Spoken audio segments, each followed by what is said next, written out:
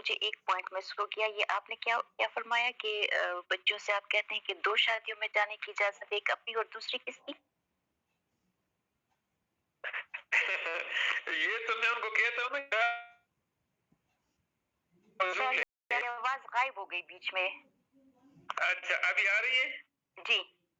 یعنی میں ان کو کہتا ہوں بطور نصیحت، کب ہماری بات کب مانتے ہیں، میں کہتا ہوں کہ ایک آپ کی جب اپنی شادی ہوگی اس میں آپ کا ہونا ضروری ہے، اور دوسری جو آپ کی بھائی کی شادی ہے، کیونکہ بھائی کی شادی میں بہن ہوتی ہے نا، اس کے علاوہ یہ جو چچا زادوں کی ہیں اور یہ جو کزنوں کی ہیں اور یہ جو سارے خرافات میں کہتا ہوں ان میں اپنا جائیں اور بس باقی اپنا دین سیکھیں اور اپنے گھر میں اپنے ماں باپ کی خدمت کریں. کیونکہ ایک اور بات مجھے یاد آ گئی جو کہ میں اکثر بچیوں سے کرتا ہوں، کیونکہ میری بھی بیٹیاں ہیں اور الحمدللہ میری کافی ساری بیٹیاں ہیں، تھوڑی بھی نہیں ہیں، اور اس میں 5 حافظات ہیں اور عالمات ہیں الحمدللہ. تو میں بچیوں سے کہتا ہوں، اپنی بیٹیوں سے بھی کہتا ہوں کہ بیٹا آپ کے 2 قبر ہیں، ہمارے مردوں کا ایک ہے نا، لیکن بیٹی تمہارے 2 قبر ہیں، ایک ہے سسرال والا اور دوسرا وہی ہے جو ہم سب کا مشترکہ ہے. تو جس طرح وہ دوسرا مشترکہ زمین اس میں جس طرح ہم بے بس ہے اپنے مردے کی مدد کرنے سے، اسی طرح بیٹی کی شادی کے بعد سسرال میں وہ بے بس، وہاں نہ والدین کا سٹیٹس کام آتا ہے، نہ باپ کی کروڑ پتی ارب پتی ہونا اور بنگلے کام آتے ہیں، نہ بھائیوں کی افسریاں کام آتی ہیں. وہاں بیٹی تمہارا اپنا عمل کام آئے گا، تمہاری اپنی زبان اور اخلاق کام آئیں گے، اور اگر ہم تمہارا وہاں کوئی مدد کرنے لگ بھی جائیں تو گھر اجڑ جائے گا، کیونکہ پھر ساس کہے گی کہ ماں پیچھے پڑی ہوئی ہے، بھائی پیچھے پڑے ہوئے ہیں، ہمارے گھر میں نہیں چھوڑتے بیٹی کو کام کر. تو جس طرح یہ سسرال کے گھر میں بھی تمہارا اپنا عمل ہے، یہ تمہارا زمین کے اوپر قبر ہے، اب تم اپنی عمل کے ساتھ اس کو جنت بناتی ہو یا دوزخ بناتی ہو، یہ تمہارا کام ہے. اگر تم اچھے اخلاق کے ساتھ گئی، اچھی تربیت کے ساتھ گئی، بڑوں کی ادب احترام کے ساتھ گئی اور اپنے ماں باپ کی طرح اس گھر کو سمجھ لیا، میرے طرح سسر کو باپ سمجھا، اپنی ماں کی طرح ساس کو ماں سمجھا، اس گھر کی ہر خاتون کو اپنی ماں بہن سمجھا، تو وہ گھر تمہارا جنت ہے. اور اگر تم نے بھی وہاں سے اپنی باپ کی بدماشی اور بھائیوں کی شروع کی تو جس طرح وہاں نظروں سے گر جاؤ گی، تو پھر اگر کھانا اچھا بھی ملے لیکن جب دل میں کسی کی قدر نہ ہو تمہاری تو اس زندگی سے موت بہتر ہوتی. تو الحمدللہ 3 بیٹیوں کا تو یہی تجربہ چل رہا ہے اور بہت بہترین ہے. تو اس سے یہ ہے کہ وہاں شادی کے بعد ہماری بیٹیوں کا پھر وہاں صرف ایک عمل کا ہتھیار ہے وہاں، اور کچھ بھی نہیں، چاہے اس کے والدین بہت بڑے طاقتور لوگ ہو، لیکن وہ بیٹی کی مدد وہاں بالکل ایسا نہیں کر سکتے جس طرح ہم اپنے عزیز مردے کی مدد قبر میں نہیں کر سکتے. تو بیٹیوں کی تربیت ایسی ہونی چاہیے کہ وہ اس اپنے عمل کے ساتھ اس گھر کو اپنے لیے کیونکہ اس کا ہمیشہ کے لیے گھر وہی ہے. تو اگر اس کی ہم نے صحیح تربیت کی اور اس کو صبر سکھایا تو 1 سال 2 سال کی تکلیف ہوگی، پھر ان کا گھر ہے، ان کا حجرہ ہے، ان کا نظام ہوگا اور پھر وہ اپنی گھر کی مرکہ ہوگی. لیکن اس باتوں پر بہت کم لوگ عمل کرتے ہیں. شکریہ الطاف، بہت خوبصورت بہت خوبصورت. جی ملک محمد صاحب، ملک محمد سلیم، آپ بولیے. السلام علیکم جی سب دوستوں کو. وعلیکم السلام. جی سر میرا کوشچن ہے الطاف صاحب سے کہ سجدہ سہو کے متعلق تھوڑا سا بتا دیں کائنڈلی. جی الطاف. جی سجدہ سہوا اصل میں سہوا بھولنے کو کہتے ہیں نا، اور سجدہ بس سجدے کو کہتے ہیں. تو سجدہ سہوا کا مطلب ہے ہم نماز میں چند کام ہے جو ہم سے اگر ہو جائے تو پھر اس میں ہم سجدہ سہوا کریں. سجدہ سہوا جو ہے وہ جب ہم نماز میں ہم سے واجب ٹوٹ جائے، لیکن وہ واجب ہمیں کم از کم معلوم ہونا، کیونکہ جو 14 واجبات ہیں ان میں سے 9 واجب ایسے ہیں کہ جو ہمارے وتر کے علاوہ باقی ظہر صبح تمام نمازوں میں ہم ریپیٹ کرتے ہیں، چاہے ہم 2 رکعت نفل کیوں نہیں پڑھیں، اس میں 9 واجبات ہم ریپیٹ کرتے ہیں. تو یہ معلوم ہونا ضروری ہے. تو جب سجدہ سہو واجب ہم سے چھوٹ جائے، یہ پہلی بات. دوسری بات یہ ہے کہ ہم سے فرض میں تاخیر ہو جائے. تیسری بات یہ ہے کہ ہم سے ترتیب بدل جائے، یعنی ہم نے سورہ فاتحہ پہلے پڑھنا ہے اور سورت بعد میں پڑھنی ہے، اور ہم نے سبحانک اللہم کے بعد سورت پہلے پڑھ لی اور سورہ فاتحہ بعد میں پڑھ لی، یاد آ گیا، پھر ہم نے ترتیب سیدھی کر لی. لیکن ایسا ہوا تھا تو پھر ترتیب بدلنے سے سجدہ سہو ہمارے اوپر واجب ہو جائے گا. اور اسی طرح اگر ہم سوچ میں پڑ گئے کہ سمع اللہ لمن حمدہ ربنا لک الحمد، ہم رکوع سے کھڑے ہو گئے اور پھر یہاں ہم کھڑے رہے، اتنا کھڑے رہے کہ 4 سے 5 سیکنڈ ہمارے گزرے تو سجدے میں تاخیر ہو گئی. سجدہ فرض ہے تو فرائض میں تاخیر اتنا جس میں ہم 4 سیکنڈ تقریباً، جس میں ہم 3 مرتبہ سبحان ربی الاعلیٰ یا سبحان ربی العظیم پڑھ سکتے ہیں. تو واجب کا چھوٹ جانا، واجب کا تبدیل ہو جانا اپنی جگہ سے، فرض میں تاخیر ہو جانا، اور 3 ہو گئی نا، واجب کا چھوٹ جانا، فرض میں تاخیر ہو جانا اور واجب میں آگے پیچھے تبدیلی ہو جانا. ان 3 چیزوں سے سجدہ سہو واجب ہو جاتا ہے. اگر یہ ہم نے نماز کے اندر آخری قاعدہ میں تشہد پڑھنے کے بعد دونوں طرف سلام پھیر کر ہم نے سجدہ سہو کر لیا تو ہماری ریکوری ہو گئی، کمی دور ہو گئی. لیکن اگر ہم نے سلام پھیر لیا، ابھی اٹھے نہیں ہیں، کوئی بات بھی نہیں کی ہے اور تب بھی سجدہ سہو یاد آیا تو تب بھی ہم کر سکتے ہیں سلام پھیرنے کے بعد بھی، بشرطے کہ ہمارا سینہ قبلے سے پھیرا ہوا نہ ہو یا ہم نے کسی سے بات نہ کی ہو اور ہمیں یاد ہے کہ سجدہ سہو تھا تو ہم سجدہ سہو کر سکتے ہیں. لیکن اگر ہمارا سینہ قبلے سے پھر جائے گا یا ہم کسی سے بات کر لیں گے تو پھر نماز دوبارہ پڑھنا ہے، اور یا پھر سجدہ سہو نہیں ہے، نماز دوبارہ پڑھنا واجب ہوتا ہے. جزاک اللہ.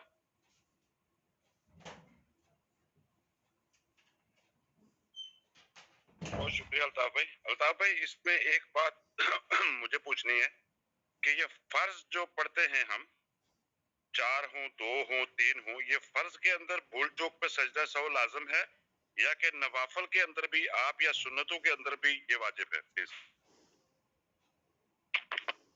جی سر جی، اصل میں یہ تو واجب کے چھوٹ جانے پہ ہے نا، یا واجب کے تاخیر ہو جانے میں ہے، یا واجب فرض کے تاخیر میں، یعنی جو ہم اللہ اکبر سے لے کر سلام کے درمیان جو فرائض ہیں، قیام ہے، رکوع ہے اور اس طرح قرات ہے، سجدہ ہے، آخری قاعدہ ہے، تو وہ 6 فرائض باہر ہیں نماز سے جس کو ہم شرائط کہتے ہیں، 7 نماز کے اندر ہے جس کو ہم ارکان کہتے ہیں، 13 فرائض ہے نا. تو جو نماز کے اندر 7 فرائض ہے اس کی بات ہو رہی ہے، اس میں تاخیر ہو جائے تو چاہے ہم نماز اگر نفل بھی پڑھتے ہیں نا تو اس میں بھی یہ 13 فرائض ہیں، یعنی 6 پہلے والے اور 7 اندر کے. اگر ہم نفل پڑھتے ہیں یا فرض نماز پڑھتے ہیں یا سنت پڑھتے ہیں تو یہ فرائض اس نفل نماز میں بھی ہوتے ہیں. یہی واجبات فرض نماز میں بھی ہیں، یہی واجبات نفل نماز میں بھی ہیں.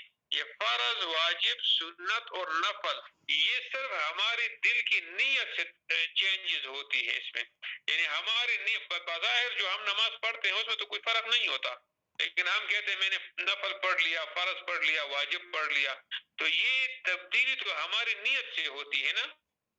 باقی ہماری نفل میں، فرض میں، سنتوں میں وہی سارے واجبات ہیں، وہی فرائض ہیں اور وہی مستحبات اور وہی سنتیں ہیں. تو جس نماز میں بھی ہم سے فرض میں تاخیر ہو جائے یا ہم واجب میں ہم سے تبدیلی ہو جائے، آگے پیچھے ہو جائے ترتیب میں، یا واجب ہم سے چھوٹ جائے تو پھر ہمارے اوپر سجدہ سہو آئے گا، چاہے نماز ہمارا فرض ہو، نفل ہو، سنت ہو یا واجب ہو. بہت شکریہ الطاف بھائی، بہت شکریہ. جی عبدالسلام، عبدالصمد خان جی بولیے پلیز.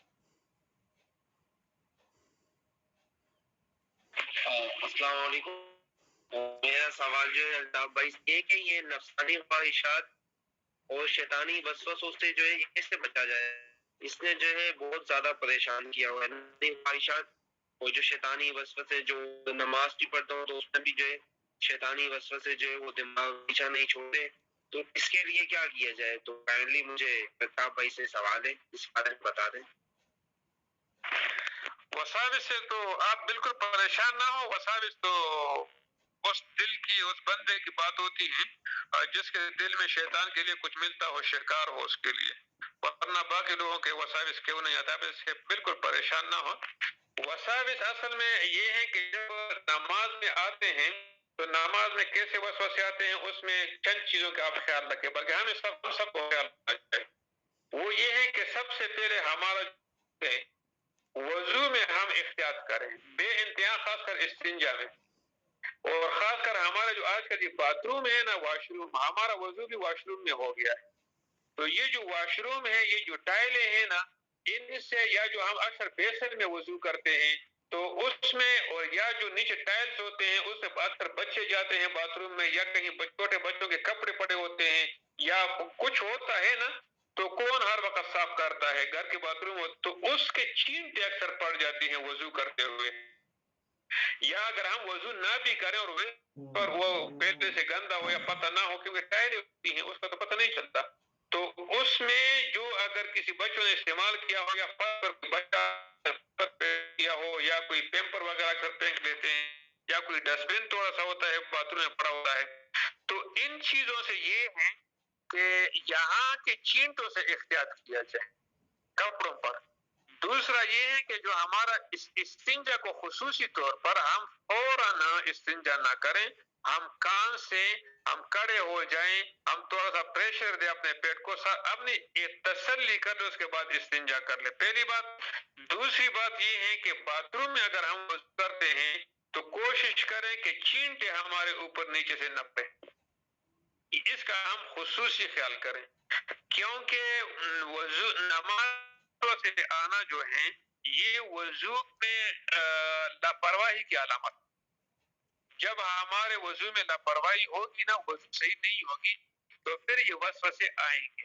اور یہ صرف ہمارے ذاتی وسوسے نہیں، اگر جب امام بھی جب کبھی غلط ہوتا ہے نا تو وہ بھی پیچھے مقتدیوں کے وضو میں جب فرق ہوتا ہے تو اس کا اثر امام پر بھی پڑتا ہے، وہ بیچارہ بھی غلط ہو جاتا ہے. پہلی بات. دو باتیں ہو گئی کہ ہم وضو میں احتیاط کریں، استنجا میں، وضو میں. اور پھر خاص طور پر جو ہے ہم یہ کانوں، اگر داڑھی ہے کسی بھائی کی تو کان اور داڑھی کے درمیان یہ جگہ، پھر یہ ناک کے سائڈے جو ہیں، پھر یہ آبرو، پھر آنکھوں کے کونے جو ہیں، ان کو ہم خاص طور پر جو ہے اس کو مرے ہم کوشش کریں کہ کوئی جگہ خشک نہ رہے. خاص کر پاؤں کے پچھلا سائڈ جو ہے یہ جگہ اکثر ہم سے رہ جاتا ہے، اور پاؤں کے نیچے سے درمیان والا حصہ جو ہے اندر کی طرف ہے تو یہاں ہم سے رہ جاتا ہے. انگلیوں کا خلال کریں تو وضو میں آپ احتیاط کریں. دوسری بات یہ ہے کہ آپ جب نماز کے لیے کھڑے ہو جاتے ہیں تو اکثر یہ ہوتا ہے، آپ نے دیکھا ہوگا کہ لوگ بس نماز کے لیے نیت باندھ لیتے ہیں اور بولتے کچھ نہیں ہے، بالکل خاموش کھڑے ہوتے ہیں، حالانکہ ان کو پتہ نہیں ہے کہ قرات فرض ہے. قرات پڑھنے کو کہتے ہیں، تصور کرنے کو نہیں کہتے کہ ہم کھڑے اور دل میں سورہ فاتحہ پڑھتے ہیں. دل میں سورہ فاتحہ پڑھنے کو تصور کہتے ہیں. جس طرح ہم نے سورہ بقرہ کے آخر میں پڑھی نا، دل کے گناہ پر اللہ تعالیٰ نہیں پکڑتے. تو آپ جب سورہ فاتحہ قرات کرتے ہیں تو آپ اتنا پڑھیں کہ آپ خود اس کو سنیں، تو آپ کے پاس وسوسے کا ٹائم ہی نہیں ہوگا. یعنی جب آپ سورہ فاتحہ اس طرح پڑھیں گے، آواز کے ساتھ نہیں، ساؤنڈ سے نہ پڑھیں، تاکہ کوئی ساتھی کو مسجد میں یا گھر میں کسی کو وہ نہ ہو، ڈسٹربنس نہ ہو.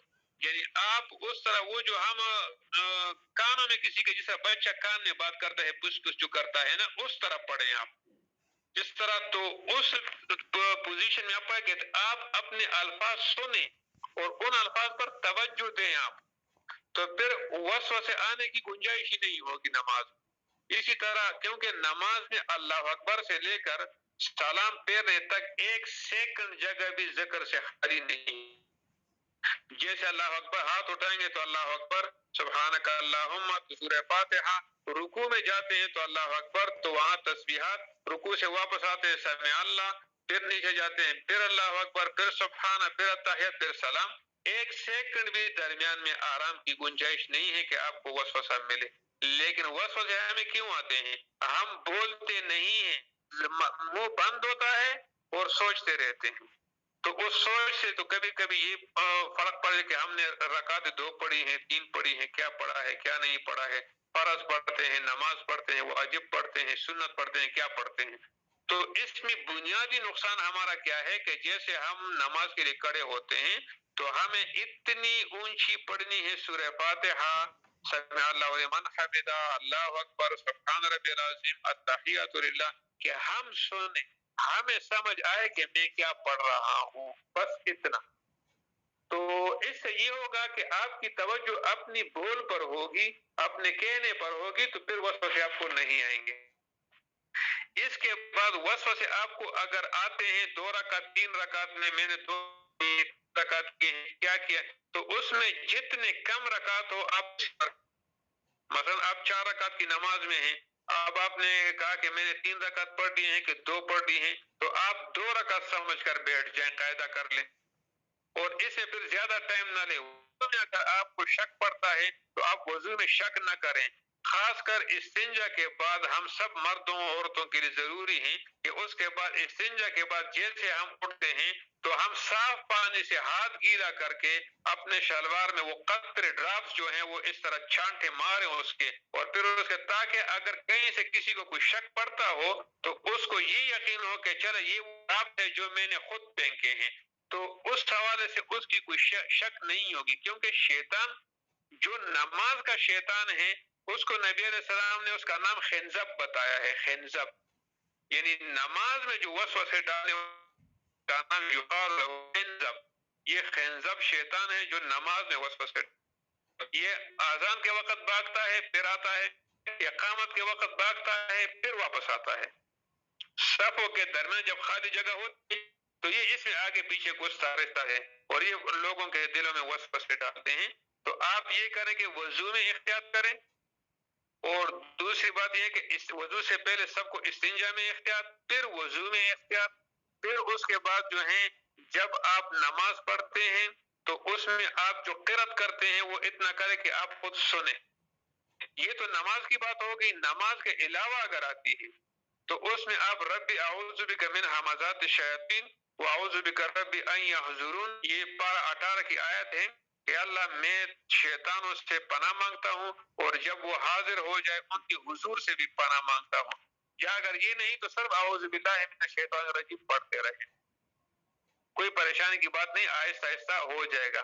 وسوسے آتے ہیں اور یہ وسوسے اعوذ باللہ من الشیطان دفع ہوتے ہیں، اور باوضو رہنے کی کوشش کریں، اور یہی جو استغفار اور درود شریف اور کلمہ ہے اس کی آپ کوشش کریں انشاءاللہ تو یہ وسوسے کم ہو جائیں گے. کیونکہ جب دل غافل ہوتا ہے، نبی علیہ السلام کہ شیطان مچھر کی طرح پیچھے، ہمارا کولہا ہے نا، کولہا کندھا، اس کے نیچے کہتے ہیں کہ اس طرح مچھر کی طرح بیٹھا ہوتا ہے اور اس کا جو نیڈل ہوتا ہے وہ دل پہ ہوتا ہے، جیسے دل کو غافل پاتا ہے تو وسوسہ ڈالتا ہے. تو ذکر فکر کریں، آپ وضو میں رہیں انشاءاللہ. وضو جو ہے یہ شیطان کا بہت بڑا ہتھیار وہ ہے نا، حفاظت ہے ہمارا اس پر شیطان ہے. اور آیت الکرسی آپ کو ضرور پڑھا کریں تو انشاءاللہ اس سے کافی بہتری آ جائے گی انشاءاللہ. جی شمس بھائی آپ نے کیا نماز کی بھی قضا ہوتی ہے سر؟ آپ کی آواز صحیح سمجھ نہیں آئی، دوبارہ بولیے. میں نماز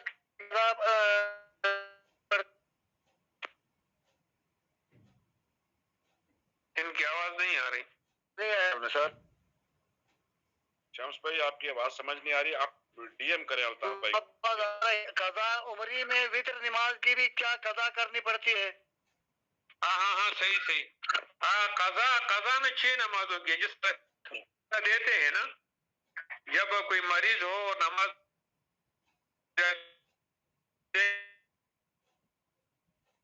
اس میں ایک وتر شامل ہے، اور جو قضا ہے تو اس میں وتر شامل ہے.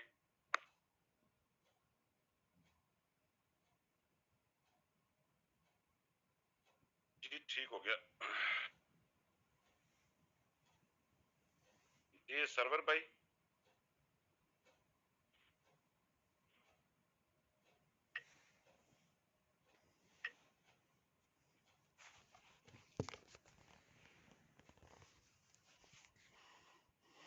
जी, जीनत बहन आप कुछ पूछना चाह रही हैं प्लीज।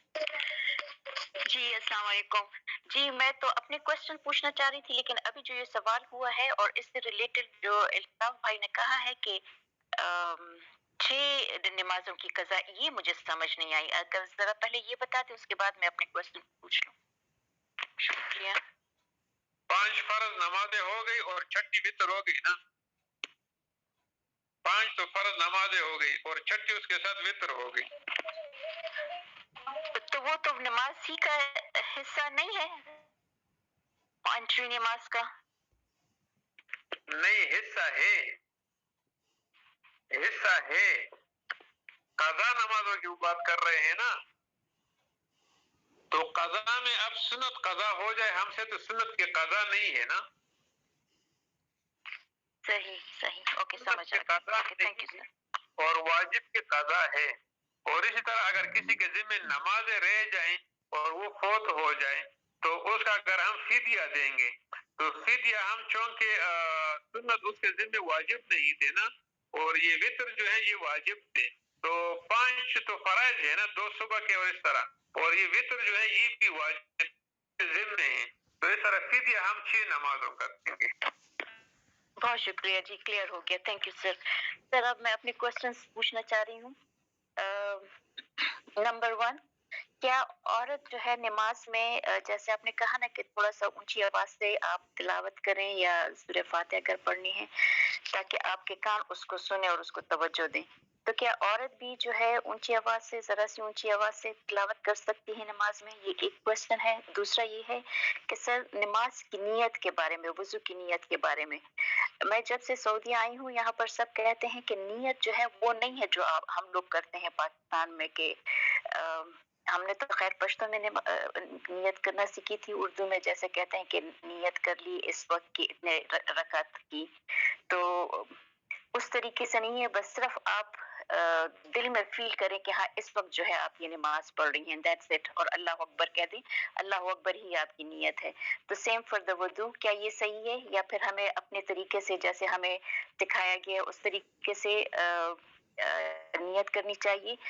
और तीसरा जो है वो जो वसवास को हटाने की बात थी, तो उसमें थोड़ा सा मैं ऐड करना चाह रही थी, बल्कि आपसे उसकी एलेबोरेशन चाहती थी कि शैतानी वसवास से बचने के लिए ये तरीका हुजूर सल्लल्लाहु अलैहि वसल्लम ने बताया था कि आप आऊज़ु बिल्लाहि मिनश शैतानिर रजीम कहकर अपने दाएं तरफ, दाएं नहीं बाएं, लेफ्ट साइड पे 3 दफा थू थू करके थूकें कि शैतान आपसे भाग जाए। तो क्या ये सही है? और क्या हम ये नमाज के अंदर इस तरह इमेजिन करके कर सकते हैं या क्या तरीका होता है इसका? ये 3 मेरे क्वेश्चंस हैं सर, प्लीज इनके जवाब दीजिएगा। बहुत शुक्रिया। अल्लाह हाफ़िज़। आइंदा नासर साहब फिर क्वेश्चन जो है जी ऐसा है कि बस हम सादा पुख्तों की नियत का वजन न बेगमा अल्लाह दे वही सऊदी वाला वो करुणा प्रेदा मेहरबानी सर। ये नियत जो है ना, नियत नाम है दिल के इरादे का। ये जो हम जबान से बोलते हैं ना, ये इससे हमारी, ये हम अपनी तसल्ली के लिए बोलते हैं, ये हम इससे नहीं बोलते कि अगर हम ये न बोले तो हमारी नियत नहीं हो। ये नियत के लिए जबान से बोलना फर्ज नहीं है, लेकिन ये हमारी तसल्ली होती है। एक अब साइकाट्रिस्ट जो होता है या जो डॉक्टर होता है, वो जब हिस्ट्री दे लेता है तो तमाम मेडिकल का इस बात पर इत्तेफाक है कि आपके पास अगर कोई बंदा आ जाए कि मैं मरीज हूँ और वो हट्टा कट्टा हो और उसमें कुछ ना हो, तो अब उसके लिए कुछ ना कुछ लिख कर आपने देना है। बेशक आप उसके लिए कांसी का शरबत लिखें, लेकिन अब उसके लिए कुछ ना कुछ लिख कर दे, कुछ लिख दिया, मैंने खा लिया और मैं ठीक हूं। तो ये साइकोलॉजिस्टों की बात है ना, तो ये एक साइकोलॉजिकली, चूंकि हम पठान है या हिंदू वाले हैं, उर्दू वाले हैं, पंजाबी हैं, हम जब तक वैसे जबान से आदत हो गई है न बोले, तो वो दिल की कैफियत जो है ना बरकरार नहीं रहती। वरना जो फर्ज नीयत है वो दिल के इरादे ही का नाम है। जबान पे अगर आप फर्ज पढ़ती हैं और जबान से आपने नफल का लफ्ज पढ़ लिया तो इससे कोई फर्क नहीं आएगा, आपका वही फर्ज होगा। अगर आप नफल पढ़ती हैं और जबान से फर्ज पढ़ लिया तो इससे आपकी नियत में कोई फर्क नहीं है, क्योंकि दिल की बात है। अगर दिल से आपने नफल का, जबान से आपने फर्ज का कहा और वो आप फर्ज नहीं था, नफल था, तो बात आपका फैसला दिल की नियत पर होगा। तो असल नियत तो है दिल का, लेकिन जबान का जो है ये कोई फर्ज नहीं है, वाजिब नहीं है। ये सिर्फ और सिर्फ उसको सपोर्ट करने के लिए और अपनी तसल्ली के लिए हम जबान से बोलते हैं, और इसमें कोई बात नहीं है। जो जिस जबान में आप करें उस जबान में आप कर सकते हैं। दूसरा जो आपने शैतान के हवाले से बात की, तो एक तो वो जो बात मेरे ज़हन में आई भी थी, लेकिन वो ख्वाब के हवाले से, डरावना ख्वाब देखें तो औज़ु बिल्लाहि मिनश शैतानिर रजीम कह कर करवट ले लें और फिर बाएं तरफ जो है 3 मरतबा झुकें। वो इस तरह ख्वाब के हवाले से है। नमाज में तो चूंकि इस तरह के हम नहीं कर सकते ना, तो क्योंकि नमाज में इस तरफ हम कर नहीं सकते। तीसरी जो आपने खवातीन की नमाज अपने बारे में की, तो इसमें आपने इतना ही पढ़ना, यानी आवाज के नहीं। अब ये जिस तरह अब हम एक दूसरे से जब ये तो हम, अब मैं उसको कैसे कहूं कि आप सुन भी लेंगे या नहीं, यानी हम जो हम आमतौर पर इसको कानापूसी कहते हैं। किसी के कान में जब हम बात करते हैं तो उसमें आवाज शामिल नहीं होती, आवाज के बगैर भी हम बात करते हैं। सरगोशी, तो सरगोशी, सर वो सरगोशी की सूरत में आपने पढ़ना है, वो आवाज नहीं होती, आवाज उसमें नहीं होती। तो उस सरगोशी के शक्ल में आप पढ़ें और खुद सिर्फ इतना पढ़े कि आप सुने कि मैं गलत तो नहीं पढ़ रही हूं, क्योंकि सूरह फातिहा में कम अज कम एक जगह ऐसी है कि वहां अगर जबर की जगह हम पेश की जगह साकिन पढ़े तो हमारी नमाज टूट जाएगी, और वो जगह है अनअमत अलैहिम। अनअमत अलैहिम ऐसी जगह है कि अगर यहाँ हम ता के ऊपर जबर पढ़ेंगे तो जबर ही है, लेकिन अगर हम ता पढ़ेंगे तो नमाज टूट गई। अनामते पढ़ेंगे तो नमाज टूट गई, अनामत पढ़ेंगे तो नमाज टूट गई। अगर कसदन पढ़ेंगे तो इस्लाम से निकल गए। और इसका मैं बता देता हूं कि अनामता का मतलब है ए अल्लाह जिस पर तूने इनाम किया। अनामतु का मतलब है ए अल्लाह जिस पर मैंने इनाम किया।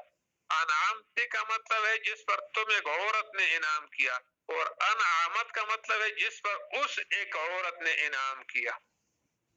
अल्लाह हमें वो रास्ता दिखा जिस पर उस एक औरत ने इनाम किया था। तो हालांकि तो हम अल्लाह ताला से बात करते हैं ना, तो अनअम तक का मतलब है ए अल्लाह जिस पर आपने इनाम किया था, ज़मीरी मुखातब है। तो इसलिए ये आपने पढ़ना इंतहाई जरूरी है ताकि आप सुने। इसी तरह आप सूरत जो है वो भी आप वो सरगोशी के अंदाज में आप पढ़े, उसमें आवाज नहीं होती। बहुत खूबसूरत, बहुत शुक्रिया। ये ज़ैनब बहन, हाँ सर, मैं बस सवेल साहब का बहुत बहुत शुक्रिया अदा करना चाह रही थी। बहुत अच्छे तरीके से आपने क्लेरिफाई कर लिया। जज़ाकल्लाह खैर सर। अस्सलाम वालेकुम। शुक्रिया। यही प्रोग्राम अगर ये शुक्रिया इनका। भाई बहुत शुक्रिया जी। इंजीनियर साहब प्लीज आप बोलिए। अस्सलाम वालेकुम एवरीवन। वालेकुम सलाम। Thanks for giving me a chance. Hope you are doing good. मेरा अल्ताफ साहब से क्वेश्चन है, इन्ना लिल्लाहि व इन्ना इलैहि राजिऊन। There is no doubt about that. Absolutely not. अगर कोई नॉन मुस्लिम एक्सपायर होता है तो क्या उसकी एक्सपायरी पर हम ये कलमात पढ़ सकते हैं? Thank you. जी जी, ये तो हम किसी भी हादसे में पढ़ सकते हैं। ये इसका सिर्फ किसी के मरने से ताल्लुक नहीं है। ये तो अगर हमारा तस्मा टूट जाए तो हम फिर कहें, ये तो कोई सदमे की बात पहुंचे तो हम, और एक काफिर गैर मुस्लिम का मौत जो है वो एक इंसान की मौत तो है ना, غیر مسلم مر گیا، ایک شیطان کامیاب ہوا، اللہ کا ایک بندہ جو ہے اس کو شیطان جہنم میں ڈالنے میں کامیاب ہوا، تو اس سے بڑا حادثہ اور کیا ہو سکتا ہے؟ بحیثیت ایک انسان، ہیومن بینگ، ایک مسلمان کے لیے ایک کافر کا مرنا کتنا بڑا نقصان کی بات ہے کہ شیطان نے ایک مسلمان ہونے سے پہلے جہنم والا بنا دیا۔ تو ایک مسلمان کے لیے اس سے زیادہ درد والی بات ہو سکتی ہے؟ سوائے اس کافر کے جو فوجی ہے، اس کے اگر ٹکڑے بھی اڑ جائے مسلمان کے ہاتھوں نہ جائیں، لیکن اس کے علاوہ باقی جو مظلوم لوگ مر رہے ہیں کفر کی حالت میں، تو یہ تو ہمارے لیے مسلمانوں کے لیے یہ اصل میں ہماری کمی ہے، کافر پڑ رہے ہیں، ہم اللہ کا پیغام پہنچانے میں ناکام ہیں، تو ہم بالکل کہہ سکتے ہیں، پڑھ سکتے ہیں۔ جی جزاک